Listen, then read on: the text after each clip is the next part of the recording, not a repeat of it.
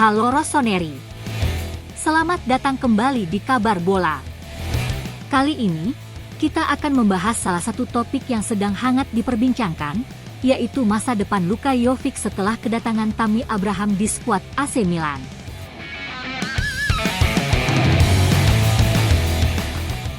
La Gazzetta dello Sport baru-baru ini mengungkapkan bahwa nasib Luka Jovic di Milan tampaknya sudah menemui titik terang.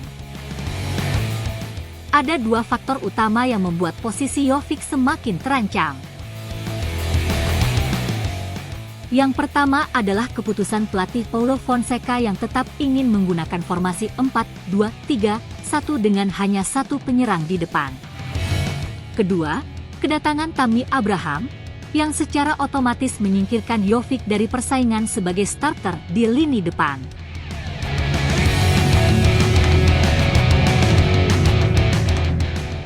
Mungkin kalian ingat, ketika jendela transfer ditutup musim lalu, AC Milan memperbarui kontrak Jovic untuk 1 tahun lagi. Keputusan ini dibuat dengan sangat hati-hati oleh manajemen.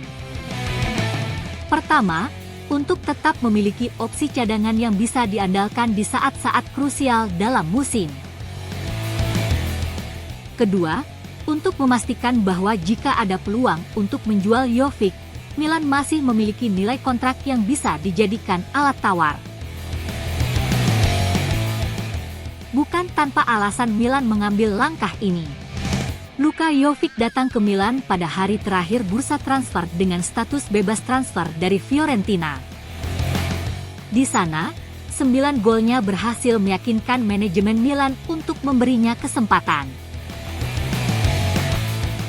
Namun, kehadiran Tammy Abraham yang notabene merupakan penyerang dengan reputasi yang lebih tinggi tentu saja mengubah peta persaingan di lini depan. Rumor soal Tammy Abraham sempat mereda, terutama setelah Jovic mencetak gol melawan Monza di ajang Silvio Berlusconi Trophy. Gol tersebut seakan menjadi penegasan bahwa Jovic masih punya masa depan di Milan. Namun, kenyataan berkata lain. Dalam laga pertama Serie A musim ini melawan Torino, Jovic diberikan kesempatan emas untuk membuktikan dirinya sebagai pengganti Alvaro Morata yang cedera. Sayangnya, ia gagal memanfaatkan peluang tersebut, hanya menyentuh bola sebanyak 18 kali dan tidak mampu memberikan dampak signifikan pada permainan.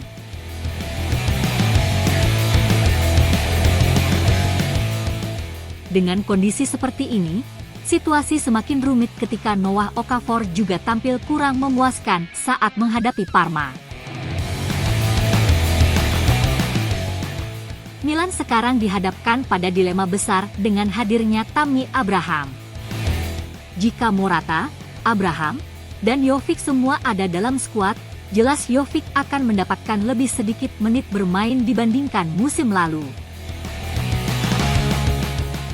Ini bukan situasi yang diinginkan baik oleh klub maupun oleh pemain itu sendiri. Saat ini, masa depan Jovic masih harus dipantau dengan seksama. Jendela transfer masih terbuka, dan beberapa jam terakhir bisa menjadi penentu apakah Jovic akan tetap bertahan di Milan, ataukah ia harus angkat kaki mencari klub baru.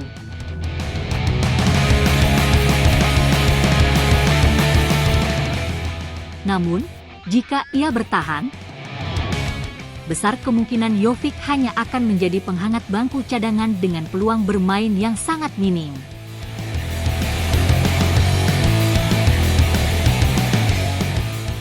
Baru-baru ini juga ada kabar mengejutkan yang mengatakan bahwa Luka Jovic dan Ismail Benacer tidak termasuk dalam skuad yang dibawa ke pertandingan melawan Lazio. Keduanya diketahui telah meninggalkan Milanello, meskipun sebelumnya berlatih seperti biasa bersama tim dan bahkan makan siang bersama Paulo Fonseca dan para pemain lainnya. Ketidakhadiran mereka dalam perjalanan ke ibu kota tentunya memicu spekulasi tentang masa depan keduanya di Milan. Khusus untuk Jovic, Kehadiran Tammy Abraham yang otomatis menjadikannya bukan lagi pilihan kedua, bahkan mungkin bukan pilihan ketiga, membuat posisi Jovic semakin terpojok.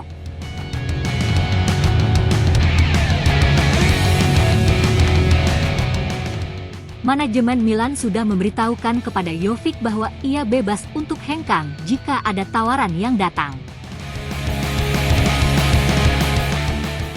Dengan situasi ini, kita harus menunggu apakah Milan akan mencari pengganti Jovic di menit-menit terakhir bursa transfer atau memilih bertahan dengan opsi yang ada.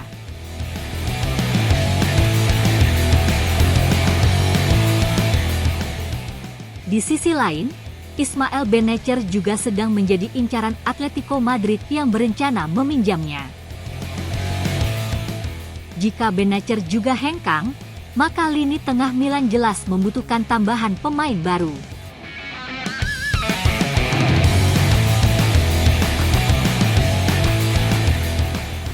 Di samping itu, mengulas kembali pertandingan antara Lazio dan AC Milan yang berakhir dengan skor imbang 2-2 menjadi sorotan bukan hanya karena hasilnya, tetapi juga karena tindakan kontroversial yang dilakukan oleh dua pemain AC Milan yaitu Theo Hernandez dan Rafael Leao.